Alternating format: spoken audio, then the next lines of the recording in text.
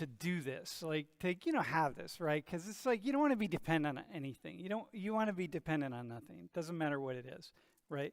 Well, maybe you do. I don't know. I can't speak for you, but I didn't want to be dependent on anything. Not like that includes money and whatever. I don't know. Whatever. Anything. So I said early on, man, what I got to do is I got to figure out how to have that feeling, but without the plant, And if I can do that, then before I die, I will have succeeded in life. So I guess that means I've succeeded. So that's pretty effing awesome, to be honest. Okay, so listen, man. Hey, if you come in late, there's a lot of seats down front. You got to just come down front. Don't worry about it. Just grab seats. There are plenty of seats. You got to go around the outside, look for a seat. Just go, make it happen. And take your jackets off before you sit down, man, because it is hot in here, y'all, right? Okay, can you go on the next slide? That. Okay. All right, listen, man. So here we go. First thing, see that right there? No, just you put your laptops away and your phones away. And here's the deal. Like, you have to do it. So, like, you're not putting a couple of you aren't, like, put your brothers up there. Dudes. Laptops. Yeah. So, yeah, you don't need them, man, at all. I mean, you might need them if you're playing video games or whatever you might be doing, but you don't need them for this class. And the good news about that is that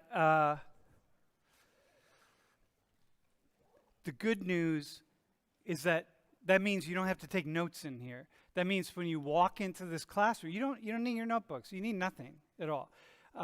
When you walk in here, your only job is to think. Just think. That's it. That's your only job. And if you have something that you think and you really you want to remember it, or something that somebody says, maybe by chance something I happen to say, but something somebody else says or something, right? What you want to do is, and you want to write something down, then pull your phone out and write it down, whatever, that's cool. But you can't be on your phones, man, okay? And we're going to hold this. I'm going to hold it.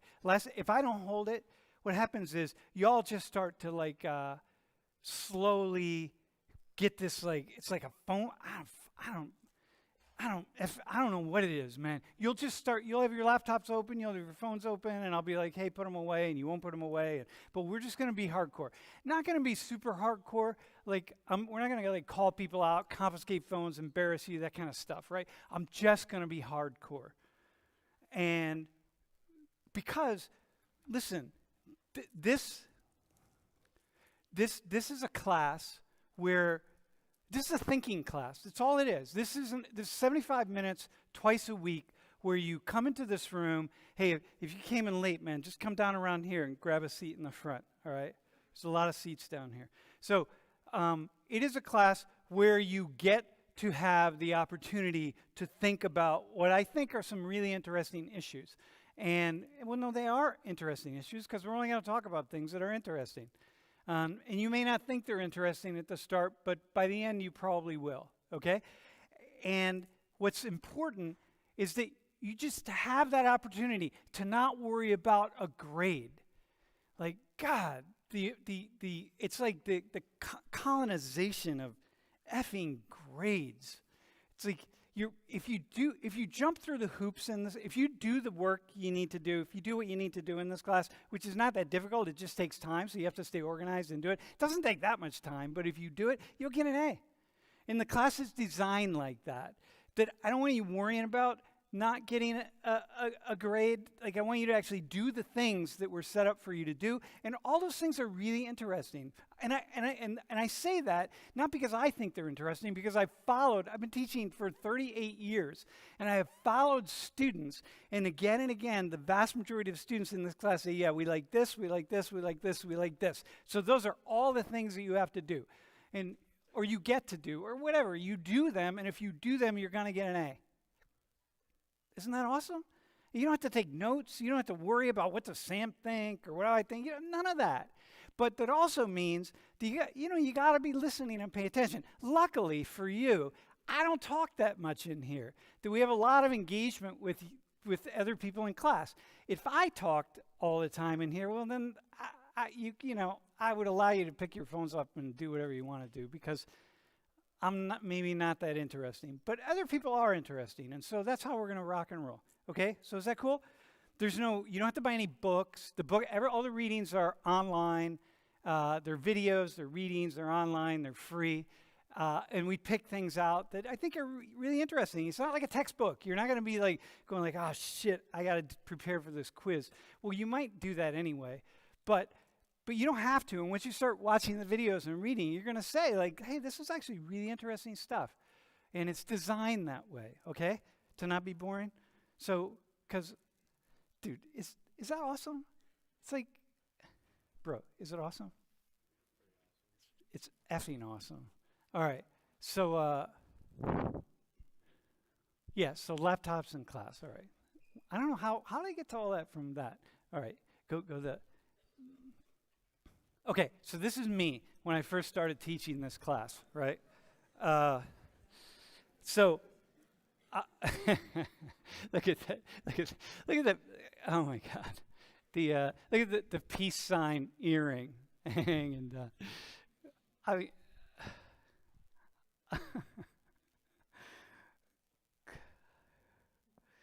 dude, you gotta love Penn State to hire that guy, man. It's actually a funny story how I got hired. I was living in Ecuador doing research, and I was kind of going back and forth in Ecuador, the mountains, the jungle, wherever I was.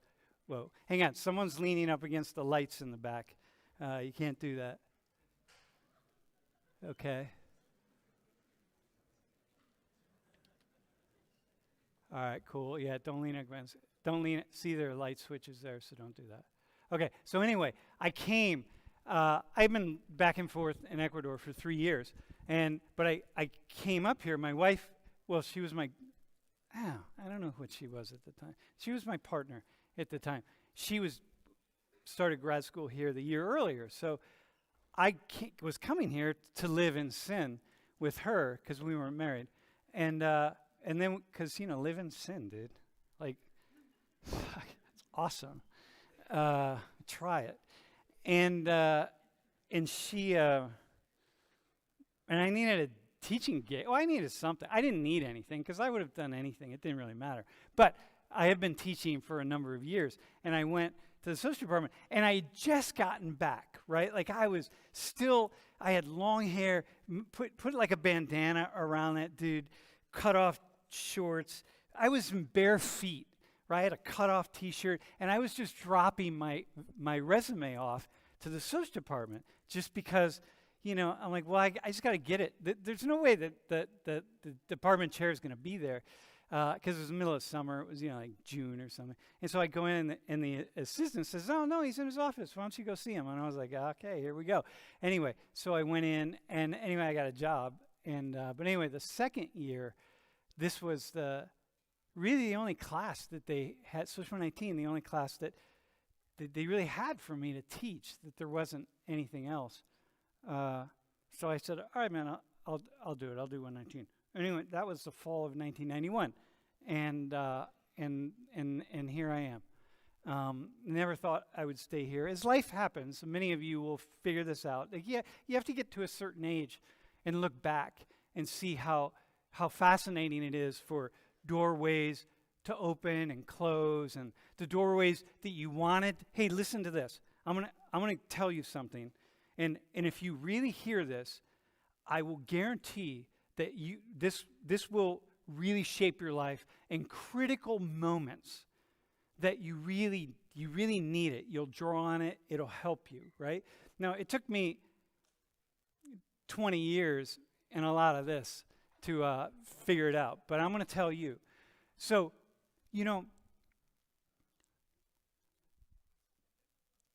every time you walk through a doorway, because you're going to do something, right? You're going to change majors, you're going to get a job, you're going to change your apartment, you're going to break up with your significant other, or whatever it is, right? you flunk an exam, you pass an exam. Every time you do that, good things happen and bad things happen, okay? Every single time. And so what that means is, because that's how life is, right? You don't see that till you have lots and lots of experience like me, because life is just like this fascinating web of cause and effect, right? All these paths you go down. But that means that everything you want to have happen, like you really, you're yearning for it, you want it to happen. If I could just get this internship, if I could just get this job, if I could just ace my exam, if I could just not have to take, calc or math 121 over again, or whatever the case is, right? Anything that you really want to have happen, when you walk through that doorway, right? And it happens for you, right? And you walk through the doorway, you get to the other side, and like, oh, phew, all right, great, I arrived. There's bad things on the other side of that doorway. There's things that you don't want to have happen. There's things that are going to happen to you that are going to be a problem for you. That you're going to confront things. You're going to run into things. It could be any number of things. You might get run over by a bus on College Avenue. It could be that who knows, right? Any number of things. You may have missed out on, because you did that, you may have missed out on meeting your life partner, who's like the most awesome person in the world. And when bad things happen to you, you know what I mean? It's like, whatever happens, I don't want to go through that door. Like, I need to get into my, finance major, man. If I don't get into finance, I'm going to be a loser. And like, whatever it is, right? Fuck. And then you don't get in, and you're just like, and you're down at wherever. Yeah, it's just terrible, and you think your life is over, and like, holy shit. And you go through this doorway, the bad doorway, the thing you don't want, and you walk through it. On the other side of this doorway is some really cool things that later in life you'll go like, whoa, damn, man. Like, thank God I didn't get into that finance degree, because who knows what it is. Maybe it'll be something like you have to take another sociology class. Who knows? I have no idea. And you meet your life partner, and then one day you have a child, and you're sitting there looking at this child, and you're going like, holy shit, if I had gotten into the finance class, this little cherub being wouldn't even exist. And like, how awesome is that? And here you are, and like, everything in life. And that's how life is. And so like, if you see that, if you really get it, it's like, it's the miracle of reality. It's a miracle, man. It's such a cool thing. And then every time all these good and bad things happen, first off, when the really good things happen, you don't get too high. You don't feel too good about yourself, because you got to keep looking over your shoulder and saying, oh shit, that just happened. What bad things are going to happen to me as a result of that? And when bad things happen, you think like, oh damn, what are all the good things that are going to happen because that happened? You see what I mean, right? You see how that is? If you do that, if you live by that, life is awesome. If you don't live by it, life is awesome too. But I'm just saying. All right, what do we have here? All right, let's go to the next slide. Okay, so that's me also, with my dad, the one on the left, obviously, and my doll, by the way, and wearing pink. And so my mom was 45 when I was born. My dad was 56 when I was born. They were unconventional because they were older. They didn't care. By the time I came along, well, first off, it's too long of a story. My mom had 5 kids. I was the only one that was planned. Let me just say that we know was planned for sure, right? Which is really fascinating. But I was socialized from a young age to be outside the box, right?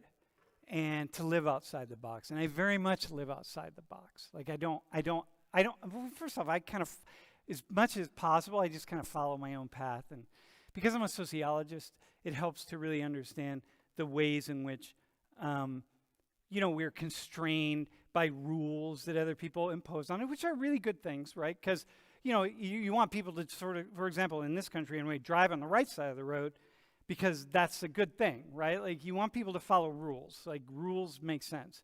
But too many rules are a problem. And so, anyway, I grew up always kind of pushing the boundaries of certain rules and asking questions and thinking about things on my own terms.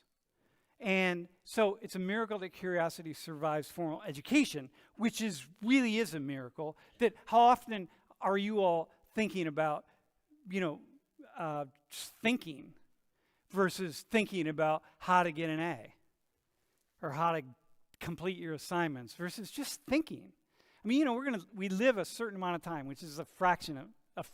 It's like a heartbeat. And then we die. And you're dead. You'll never come back into this incarnation of a body. I mean, maybe we get reincarnated. I'm increasingly seeing the fascinating data or information or stories of some variation of reincarnation. So maybe, we come back, whatever it is. But you never come back in this body. And so really you get one chance. And we spend that chance thinking that, I don't know, having money, getting grades, getting the right job, getting whatever, it's like it's all going to matter. And what am I talking about? Dude.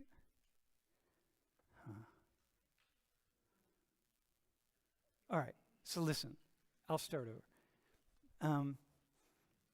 So my dad died when I was 9, okay? 9.5. Anybody have a parent die? How many of you have at least one of your parents who have died already? Raise your hand. Yeah. Anybody have a parent die when you were really young, like 7, 8, 9? Anybody? Yeah. Huh. No, I don't see any hands. I got one person. Yeah. So it's intense, right? It's traumatic. And yet for me, there was a kind of a release because my mom was really busy, and she was working all the time, and then pretty quickly she had 3 jobs. And I was able to really spend a lot of time raising myself because I have 3 older siblings, and they were all out of the house, and then I have one brother who's 2 years older than me, and he and I were home alone, and with my mom. But what it meant was I got to really experience schooling on my own terms. I don't ever remember my mom even asking to see my report card. I don't remember my report cards, and I don't remember my grades.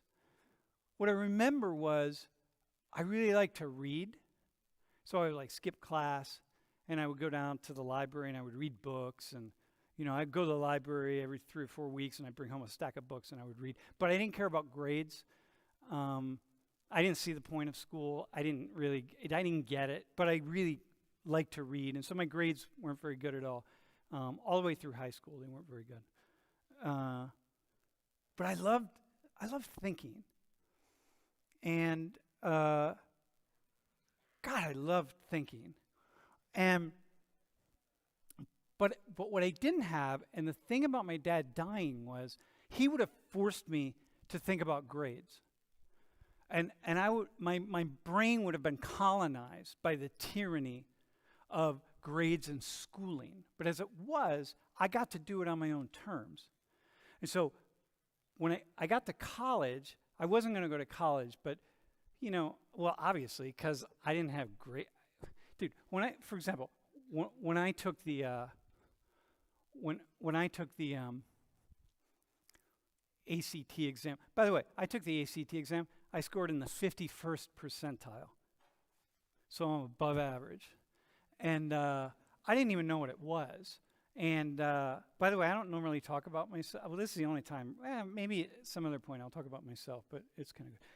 But what happened was I found out that if I applied to college, if I went out to the local college, University of Toledo, I'm from Ohio, that I could get a day off school, which didn't really matter because I just skipped school anyway. But so I put my golf clubs on my back. I had a motorcycle. I put my golf clubs on my back. I went in, I applied. It took me 20 minutes, and I went and played a round of golf.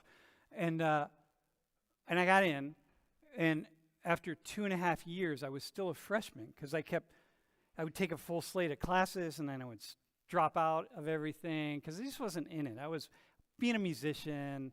I'm a drummer. I was playing in bands, and we were gigging all the time, and I was working, and I didn't see it. I didn't get it. Like some of you, right? Like I just didn't get it. I wasn't ready for it. I didn't see it. I didn't understand it. Didn't make sense. But 2.5 years into my college career, right? I was still kind of halfway through my freshman year by credits, okay? But I'm 2.5. I finished 2.5 years, but I'm like halfway through something happened in my brain, man. I don't know what it was, but something happened. And I said, I'm tired of not understanding the world. Like I'm reading, I'm doing this, I'm doing that, but I don't have a framework for understanding the world. So I quit everything I was doing, and I became a serious full-time student. I didn't worry about grades, I didn't worry about a lot of things, but I became a serious student. So I did all the homework, I jumped through all the hoops, I read everything, I did the stuff, I wrote the papers, I did everything that I was supposed to do, and by and large, I got like C's and B's, because I didn't have a lot of skills at that point in time. And then eventually I kind of got up to the place where I was getting A's and B's. But the point is, I started to learn how to think. And I was like, this is fun. And so I then went to get my master's, also at University of Toledo, all in sociology. And I just kept thinking and thinking and thinking. And just enjoyed it. There was nothing I wanted to do more. And then I went for my PhD, and then here I am, right? And so the point, I say this because a lot of times, people have this idea that, if you get to a place like this, like where you're standing in front of a class, you get here because, you've been a serious student your whole life. It's like, no, I have been a serious student on my own terms, not on anybody else's terms. And so my curiosity survived because I didn't hook my trailer, so to speak, to formal education. So I was able to really sustain that, what I think is really the curiosity piece. And that's how I do this class. Just to spark things, okay? And the key, one thing is really important. It's like this is a class on race and culture, and we talk about a lot of really sensitive issues here. And what you need to know or see is like, we're just gonna dive into stuff. Like we're gonna dive in. It's just some of the most fascinating work that we can do. And my job isn't to get you to think in a certain way, right? You need to be whatever it is, like think in more woke terms or more liberal terms, or think, we're all too woke in this college world, and we need to be a little less woke, so you need to be a little more conservative, whatever. I don't know what it is. But it's not any of that. My job is to get you to think. And so what I'm going to do is, what we do in here is we just keep touching different issues, and a lot of sensitive issues, and we're just going to keep touching them and tapping into them and engaging. And what you're going to do is just going to think on your own terms. And what I want is for every time you leave this room, I want you to think some different things than you thought when you came in. Not things that I think, because I'm not going to tell you a lot of what I think, but just things, just different things, different ideas that you'll come to on your own as a result of just being in here and hearing different ideas being expressed. And it's really, it's such a fascinating journey, okay? So this is really, really important. I'm not ever trying to get anyone to think like me, ever. And, and I'm never trying to get anyone to think in any particular ways. I am trying to get you to think differently than how you think. That's it. Doesn't matter. If you're more liberal, if you identify as like a really hardcore liberal, I'm like, listen, man, chances are you really don't understand authentic conservative, more traditional conservative ideas. Because if you did, you'd embrace some of those because they're really cool ideas.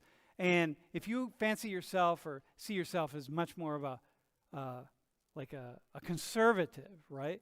Then it's like, yeah, well, I bet I can show you all the ways in which you're not conservative, because there are a lot of really cool liberal ways of thinking. and scholarship and understanding that you probably embrace, and you certainly would embrace if you really understood them. I don't mean like the stuff that we see, the way it's characterized and so on, right? The way you're like really thinking about stuff. It's like really cool ideas from all over the place. So anyway, that's my job. And okay, so hang on. Let me just see something.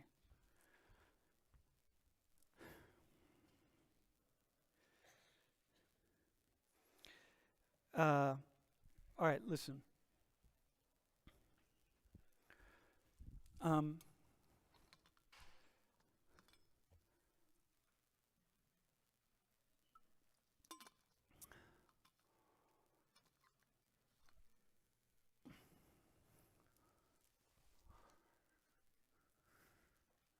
Now let's move. Let's just go. Let's go to the next slide. All right. So attendance. You come to class, right? You can not be in here 2 times in the semester, and then you watch the live. Attendance is by the way, just so you know this, be really clear. Attendance is a requirement. So if you're not in class for some reason, you have to watch the class. You have to watch a recording or watch the live stream. Like right now, one of your classmates is down in like Jamaica or something, or St. Thomas, I think. So, she'll watch the recording. Hopefully not while she's there. Hopefully she'll come back and watch it. She should be hanging out on the beach. But, and then you'll take a quiz, and that's how you get the points. Every class is 3 attendance points, so you got to get those points. So you never have to call us and be like, or email us and be like, oh, I can't come to class today because of whatever, because we don't care. I mean, we don't care, dude. We care about you. Trust us. But it's like, you're going to have to, there's no excused absences, because you're going to have to watch the video and take the quiz. So in here, we'll take a quiz at the beginning of class, quiz at the end of class. I'll explain that later. We have to do it. But the point is, that's attendance, right? Okay? So are we good? So just plan for that. Like that's how we roll. All right, man. And all right, so we live stream the class. So there's 1, 2, 3, 4, 5, 6, 7 cameras. And in the back room, they're directing the live stream, and that's where it is, right? So, if you can't make it to class for whatever reason, but you're like, hey, I want to watch it live anyway. And again, you cannot be in here twice in the semester, and then you get the points, but you get a reduced point total when you have more than 2 times that you're not in here. But the point is, you can watch that. Maybe we're going to talk about a topic, and you want your grandmother to watch. I don't know, whatever the case is. Whoever it is, man, it's cool. A lot of people watch. People watch from all around the world. It's kind of fun. All right.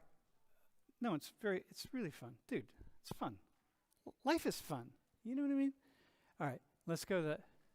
All right, so we do this thing where this class, luckily for you, it's built on volunteering. So we do a lot of volunteer. Every class we have volunteers. Well, almost every class. And then what happens is, first off, you go there, you apply to be a volunteer, and you give us some information about yourself because, we kind of want to know, because if we pick out a topic, then, we're going to go through the list of volunteers and be like, all right, who would be a really good volunteer today, based on the topic that we're discussing, right? And then we send you a text message or an email, right before, on the day of class, sometimes before if we're on top of our game, if I'm on top of my game, but sometimes I'm not, because we don't know what we're going to talk about till really the day before class. And then, you'll get a message being like, hey, do you want to volunteer? Because you've already applied to volunteer, right? So you get a message, do you want to volunteer? You'll be like, yeah, okay, that's cool. Yeah, I'll be on tomorrow. And then you come here, you come down to the front, you get a name tag, and then we do something in class. Sometimes there are different volunteers. It's all different. But the point being, what I realized, the reason we do this is what I realized is that years ago, first off, is people get tired of listening to me, and I don't blame them, right? Because you don't want to hear somebody droning on about whatever they're droning on about. I'm not going to read from PowerPoint slides, that's for sure. So at least you have that going for you. And you don't take notes anyway, like why? There's nothing to show you, right? Anyway, but people don't. Y'all have so many. There's so many. Every one of you is a really interesting person in some way. Like we pull it out of you, find out what it is about you that's interesting, but you're all interesting, and you all see something about the world. Maybe you grew up in a really rural part of Pennsylvania, just like cows and chickens and pigs, and you think like, oh, I don't know anything about culture or about, half this class is international and global, and the other half is national, like the issues, right? So we do U.S. issues, and then we do international issues. And you might say, well, I don't really know anything about the U.S. because I've never left my community, and it's all white people, and I never left the United States, and so I don't know, I'm not interesting. And so but I'm like, fuck, are you kidding me? Like, 30% of the students in here are international. Another 30% of you are from urban areas, and black and brown or white. And it's like, do you know how many people it would be really fascinating to have a conversation with somebody who grew up in a little tiny town in rural Pennsylvania with nothing but cows and chickens and pigs, who never saw a black or brown person until you were like 15 or whatever? I don't know. You know what I mean? Do you know how interesting that is? And so, so you would be a really interesting volunteer one day, because it's fascinating, right? And then, there are people from all over the world, and so different things. Some of you are, you identify in different ways. I don't know, whatever it is. So we'll pick things out, and people get invited down, and then we do things. We have conversations, okay? And you teach each other. And my job is to ask questions. Like, I ask questions to you. And I don't ask questions to lead you somewhere. I don't ask questions for like gotcha moments and stuff, right? My job is to ask questions and get you to talk about what you see and what you experience, and then maybe back and forth with different people, and then we learn from each other, okay? And that's pretty awesome. And then you don't have to listen to me. Nish, how's it going? By the way, this is Nish. Darniesha. Wait, Darniesha is my inside. Wait, do you have a microphone? Duh. Nish. The inside of 119, Nish is the boss. Hi. How long you been around? 6 years, right? I think so. I started on Stream Team 2018, so that's like 5 years, actually. That's 5 years. 5 years? Yeah. And Nish is running all the technology in here. Yeah. Tell them what you do. So I am the main person who runs the stream, constantly in and out of the back room, running up and down the stairs, in the seats. So if you see me coming, please just step out of the way a little bit. I also work with World in Conversation. You guys are going to hear about dialogues a little bit if you haven't already. I'm an intern, so you'll see me pop in and out of dialogues this semester. There's some other stuff that I do that I'm forgetting at the moment because it's hot in here.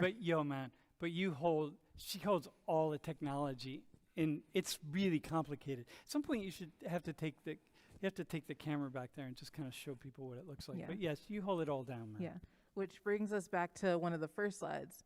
Please turn your Wi-Fi off when you come in this room. It makes my job incredibly hard when you don't. Yeah, we're still having that problem. No, not yet this semester, but I'm just trying to get in front of it. Yeah, oh, dude.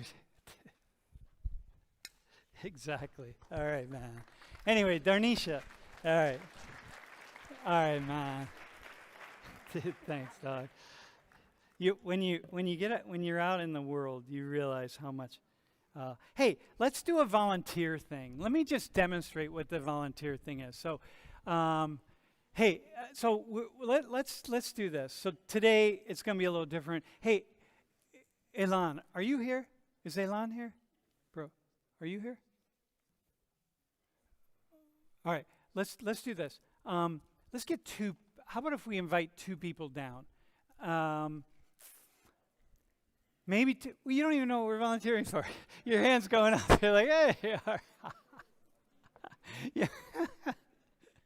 Yeah, hang on. Yeah, I love that. Oh, dude, life is awesome, man.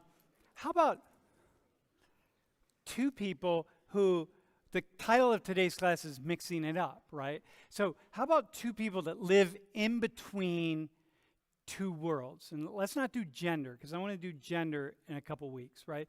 So like mixed race, mixed nationality, mixed culture, like where you're really, really mixed up, you know, not mixed in, I don't mean mixed up like confused. I mean like you're really in it. Like you really live in two different worlds, two different cultures. You know, you're mixed race and you're like, you know, you're really working the mixed race thing in some way.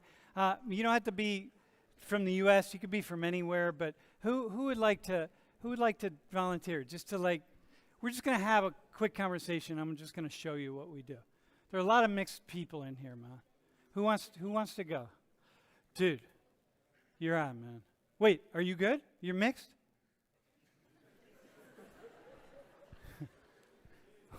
Dude, can you get him on the Yo, Caleb, put yellow up on the screen. Oh, you got it, man. All right, wait, what's your question? Oh, you want to volunteer? All right. Oh, wait, first off, hang on. Y'all need to know one thing. Dude, wait, hang on, man. Bro, pull your hood back.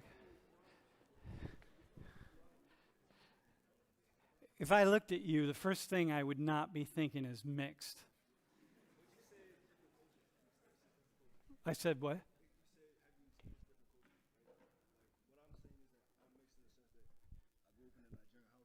Oh, dude. Okay, come on. You're on, man. Yeah, I got you. Yeah. Come on down. Yeah, dude, I got you. All right. Yeah, come down. That'll be good. All right, man. Yeah, come down the front, dude. You look good. All right. So somebody else. You can just sit. Dude. Sit down. Just sit on the. Hey, we're gonna need. Yeah. How about somebody else? Hey, who else is mixed? Brooke, you're on. All right. Come on, man. All right. All right. Now listen, man.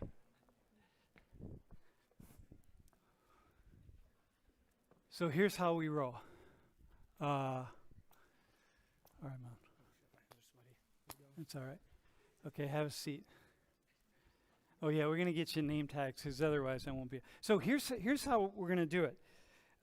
First off, when you apply to volunteer, the one thing that you do is you sign off on us using the footage, right? Because the footage is going out on YouTube, right? It's live right now. I mean, it'll go out on YouTube. It lives forever.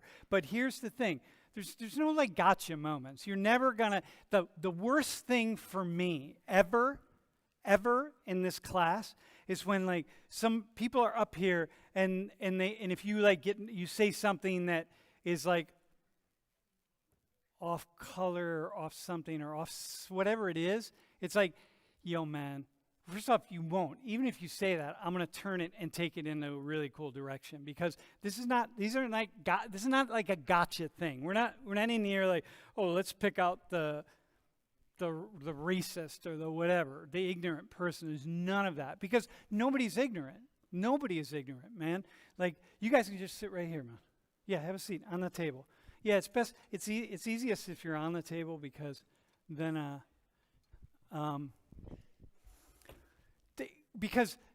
why I don't want gotcha because first off you have something really interesting to say no matter what it is. All right, man. So you know how you turn those on, just flip the switch up.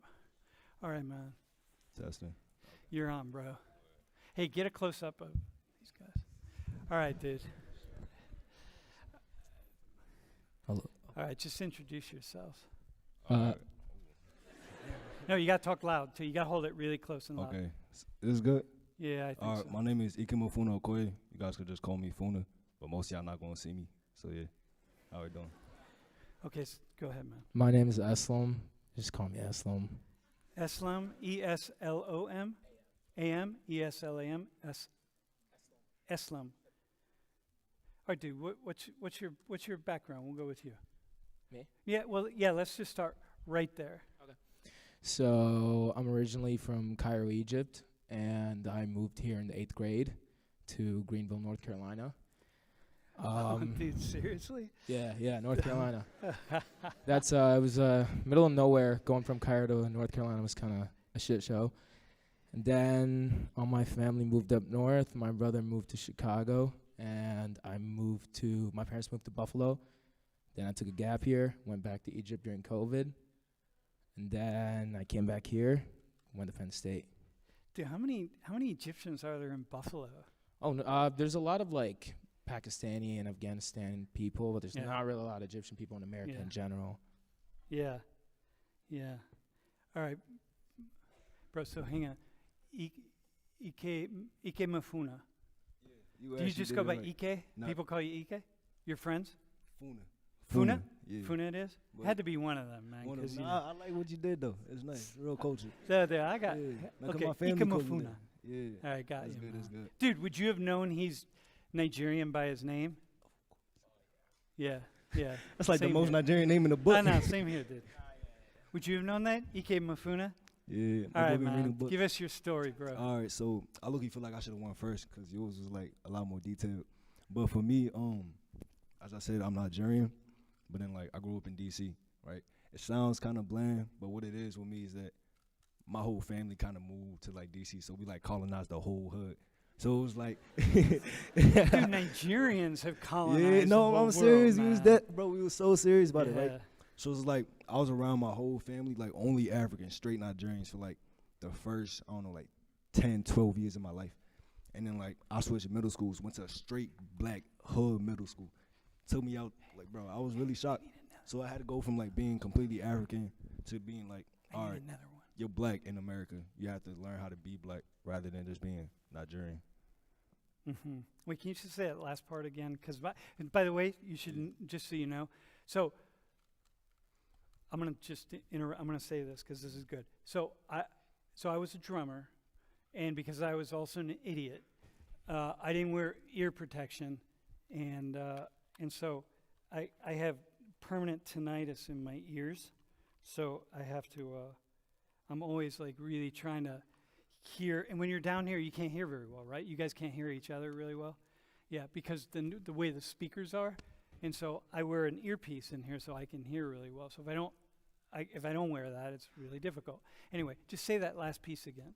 All right, so last piece was just that I had to go from being Nigerian and then like had to learn how to be black in America. Mm-hmm. So okay, so let me ask the question. I'll start with you, bro. Hey, by the way, I'm going to Cairo in a couple months. Yeah. Yeah, tell me what the tours. Aren't the pyramids there? Yeah. Dude, I'm just kidding, man. All right. So, tell me what living in between is for you, right?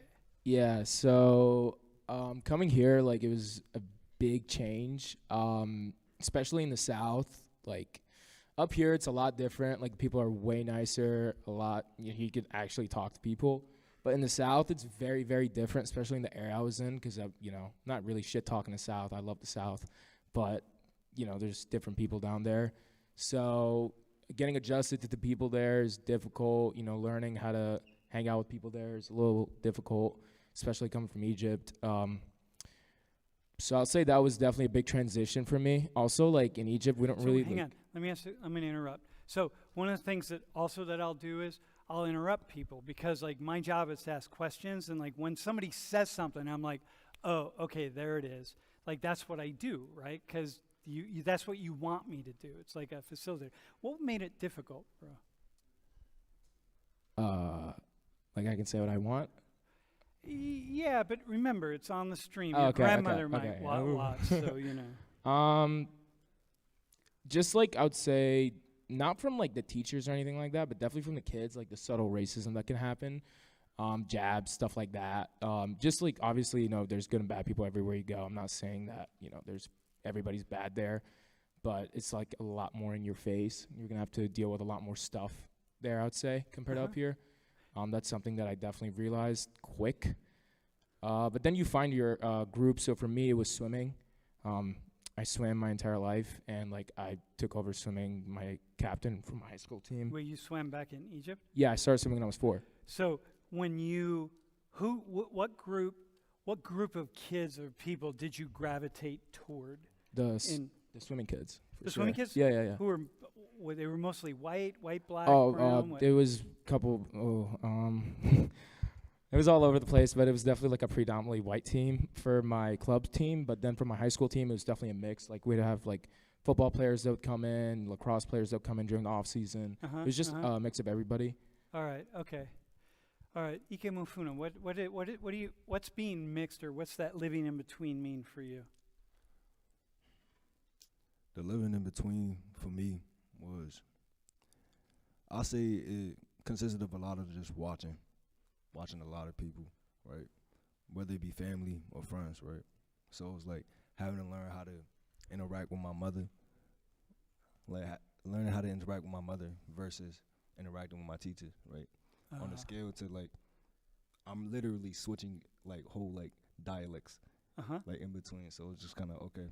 At home, talk with a little accent. My mom's speaking a different language versus go to school, everybody's speaking like slang. So like I'm learning a new dialect. Yeah. Like everywhere I go, so it's just like, all right, just adjusting everywhere you go. And what tribe are you? Igbo. You're Igbo? So when you say interacting with your mom, how is it different interacting with your mom, just beyond the dialect? Like what about like just the engagement between, say, your mom and your teachers? So like with my teachers, as my colored folk here, and really anybody who's been around black people are very like, when it's a small community of black people, they're very like familial. It's very like, oh snap, all right, you can feel. Wait, like, are you talking black people or African black people? African American. African Americans. Let me explain it. Like Yeah. African Americans, right? Americans. So especially where I was, it was like, all right, the teachers felt more like everything felt like a brotherhood, right? So it was like, all right, even the teachers, it wasn't really student teacher. It was more like we're all coexisting in this one building. Versus with my mother, it was very, I'm your mother. You do whatever I say. Yeah. And it's all good at her. She got me here what I'm doing today. In case She's a Nigerian mother too. Yeah, man. so it's a little different. Dude, did you Okay, so here's a question. Who'd you identify with most when you first got? Wait, when did you get here? When did you come to the U.S.? Oh no, I was born in the U.S. U.S. You were born? Yeah. Oh yeah. Okay. Who do you? Okay, let me ask you this then. Because you live in this world of you're like, are your parents Nigerian? Are they African American? They're Nigerian. They're Nigerian. I was the firstborn here. Yeah. Good man. I know the answer, by the way. I knew the answer to that question, but you got to ask it anyway just for fun. All right, so at what point did you ever like push back against your parents and say like, I'm not Nigerian, man. I'm African American, or I'm black, or I'm American, or do they insist on you being Nigerian? Like how does that play out?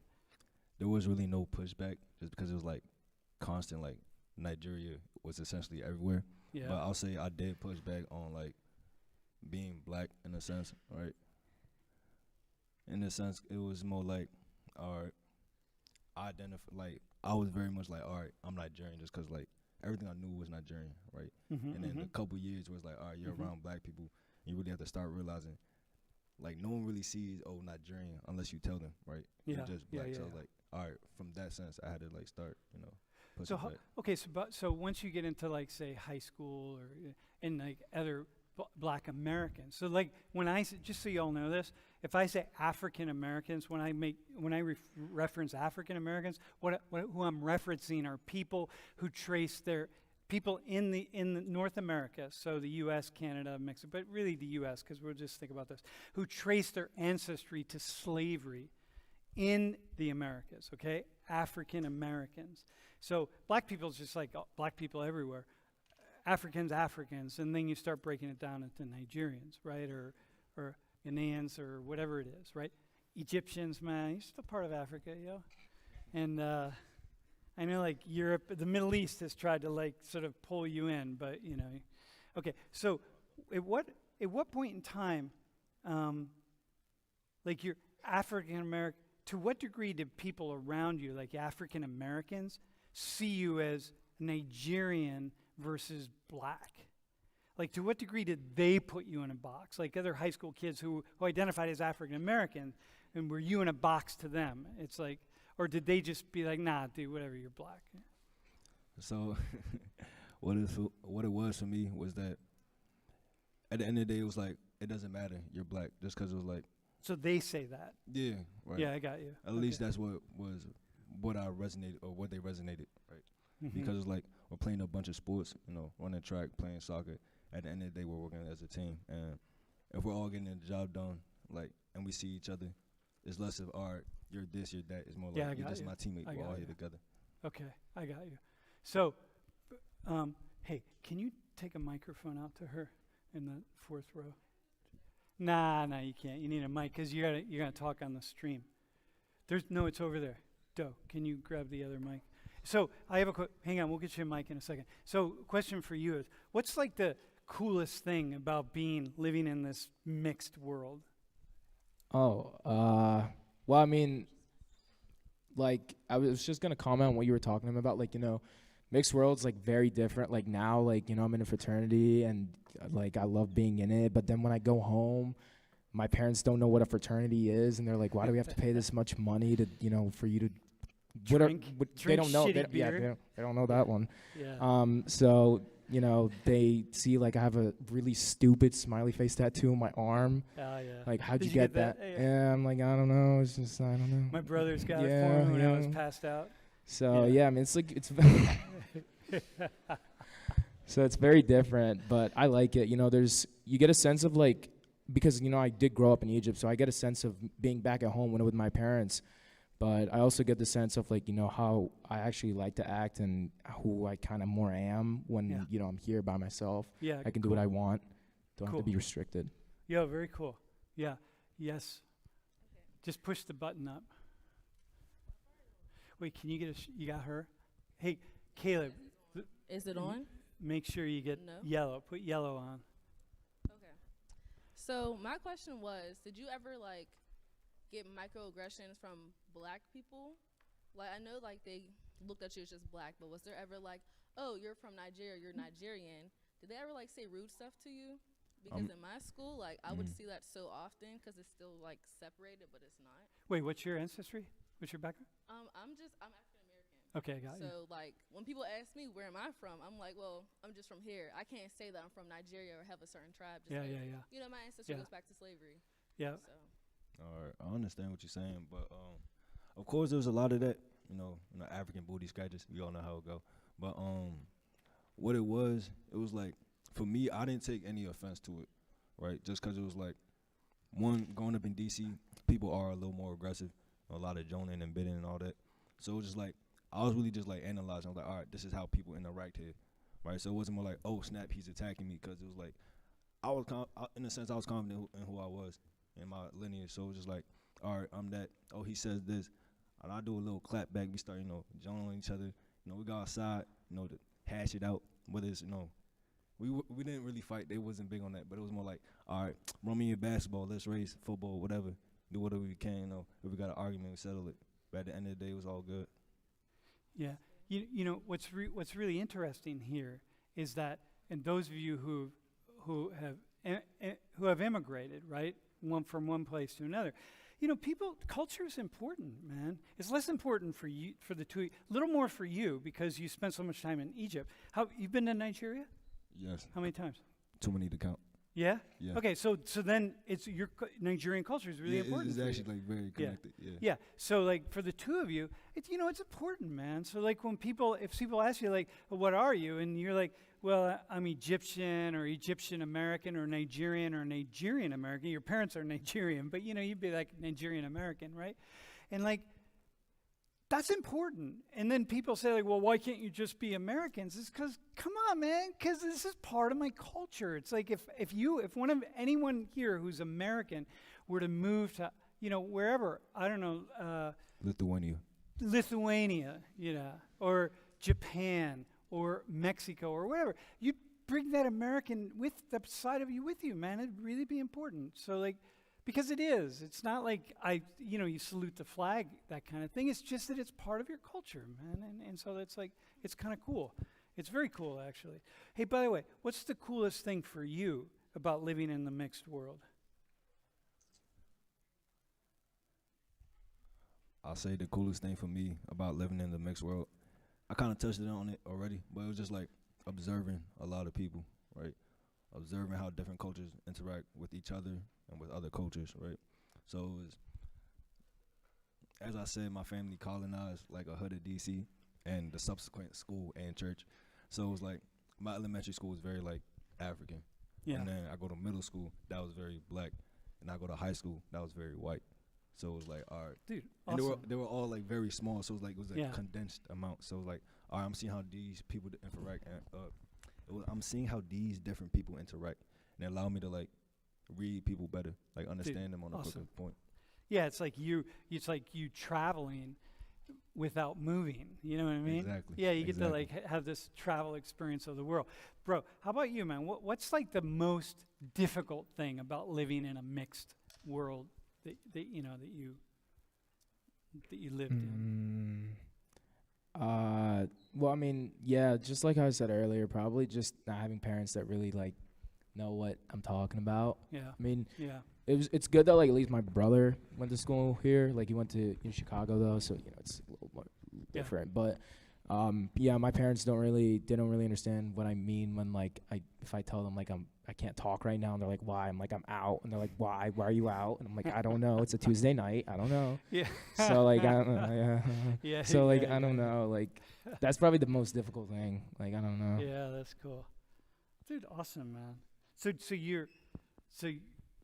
you speak Arabic, Yeah, obviously. yeah. Do you have that interesting Egyptian dialect? Yeah, I mean I'm fluent. Like I can read, write, Yeah, speak. yeah. Yeah. But that Egyptian dialect that other Arabs are like, what the hell is that? It's the Egyptian dialect is like a lot different than like other dialects. Some like my really good friends from freshman year, they're Lebanese and they don't really understand what I say. Like some of the Yeah. curse words I say, they don't really understand that. Dude, try it. Say, what's a curse word? Oh, Wait, hang jeez. on. Who's? Hang on. Wait, do you have the microphone? Dude, who speaks Arabic? Wait, who's? My man's in the Dude, front all right right, here. ready? Dude, you ready? Go ahead, man. Okay. understand it. I know a lot of Egyptian. Okay, so I'll probably say the word they'd understand was aha or ahe. Ahe. Nah, he been practicing. No, You know it? Egyptian, that's how no, they do it. yeah. It's called the shkhir or like The more you snort, the yeah, it more means The more like you snort, yeah, the more the more offensive offensive it it is. is. Wait, Snort. say it really offensively. like a snort. Yeah, do a serious snort, Oh, man. Jesus. Come on, get the culture out. Oh, seriously? Wait, teach him how to do it. Hang on, go ahead. Yeah. You just like I don't know how to describe it. I think it's like innate. You just gotta like that, yeah. Yeah, you just gotta like pull as hard as you Yeah. can. So the louder or like the deeper it is, the more you're trying to say like it's like fuck. It's kind of like Yeah. that. So Oh, it's kind yeah? of like you about to spit Yeah. on somebody. Yeah. Like you cooking it up like. Yeah. Yeah, you feel Yeah, me? exactly. For that. Dude, you give us one, man. You know, I look, been practicing this at home. I was waiting for the opportunity. Oh, wait, like- hang on. Don't do it if your parents are going to watch this. He doesn't matter for him. His Yeah, parents- they don't care. He's already got like a drunk tattoo. So. But let me say this. Like, at least with the Nigerian curse words I know, it's more like phrases, right? Phrases, yeah. So like, all right, you have like uzuamu, right? That one's just like you're a dead corpse, right? And if it's really bad, Wait, say it again. and so like if I call you uzuamu, that means like you're a dead corpse, right? Yeah. So if I go like uzuamu, fire you. That's worse, and it's more like no, it's more. That's like accurate, a right? curse. Exactly, man. like bro, I'm really cursing you and your whole lineage. Dude, did you get that? That's all. Uzu anu. Anu. Ow. ANWU. Yeah, whatever. I don't know. So uzu anu. Uzano. Yeah, and then he's just like fire you. So uzu anu, and then There's like, fire you. Don't not fire you. I don't know. When you What sleep. Dude, this That's is cool. awesome, man. Did you get that? I got that. You got it? Where are you from, bro? I'm from Saudi Arabia. From Saudi? Yeah. All right, man. I realized you have the Subha. Yeah, these are Right? Egyptian, by the way. I know, Did but you it's recognize very these? familiar in all our cultures, actually. Yeah. Right? I No, noticed that I the know, Sikh but had these it. particular ones are from Egypt. The special beads. Yeah, they're Yeah. special. They come from my special friend, Bassam, who you'll meet. Yeah. Dude, awesome. Dude, thanks, man. What's your name, bro? Faisal? All right. All right, man. Listen. Thanks. Appreciate it. Thank you. Thank you, man. All right.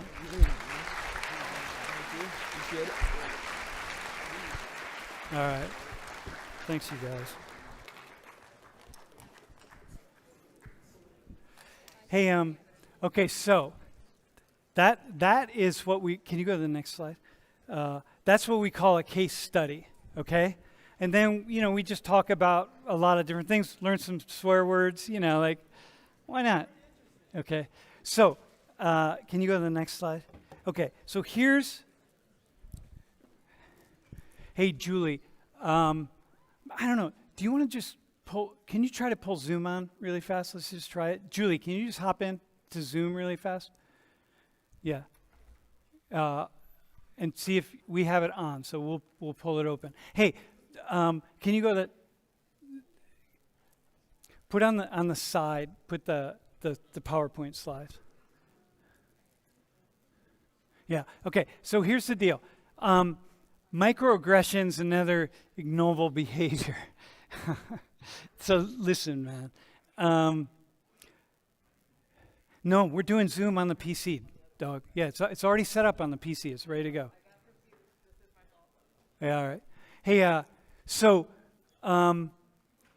look, it's really first. Here's one thing you want to be thinking about, right? First off, I've been doing this work for 40 years. 42 years, really. I travel. I've lived abroad for a long time. I travel a lot. I do lots of international work. I'm engaging people all the time.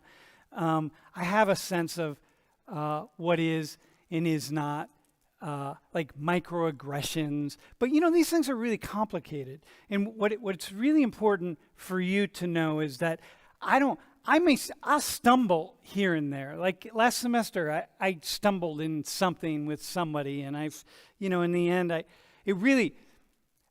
like by accident, you know what I mean? Because one thing that happens is I'm really comfortable with these issues. Like I'm comfortable with so many things, but that doesn't mean I'm maybe someone's uncomfortable with the way I asked them a question, or maybe I didn't see that question is connected to something else.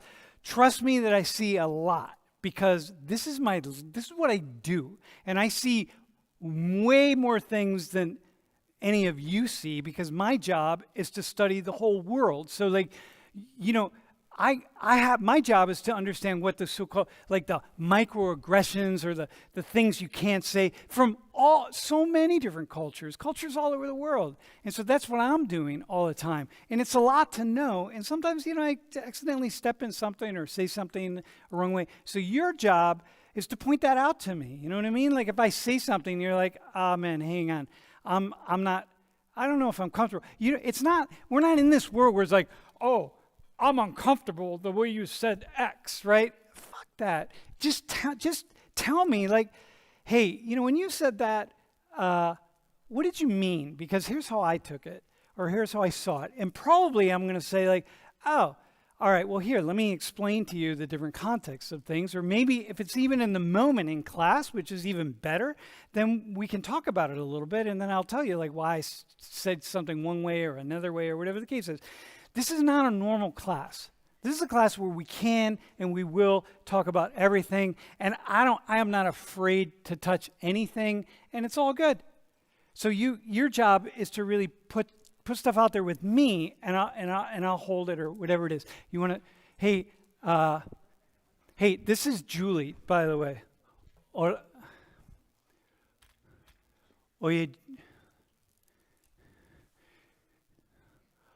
Hola. ¿Qué tal? Ya, sí, está bien. Oye, ¿cómo va todo? Mira, ya, muy bien. Julie está en Armenia, en Colombia. Okay, go ahead. Actually, you introduce yourself.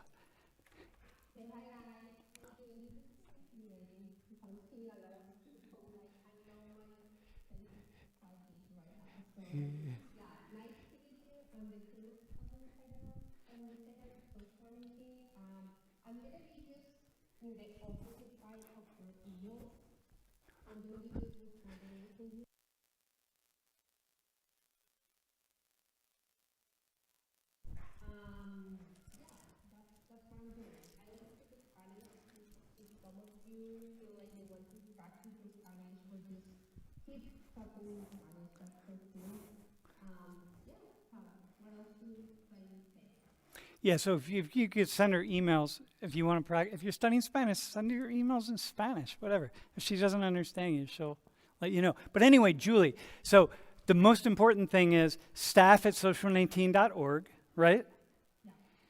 Yeah.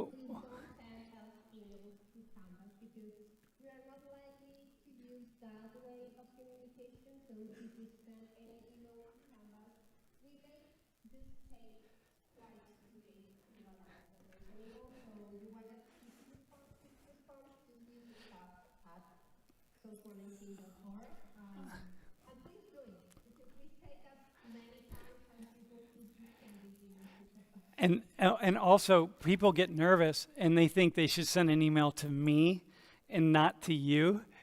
Well, tell them why that's a really bad idea.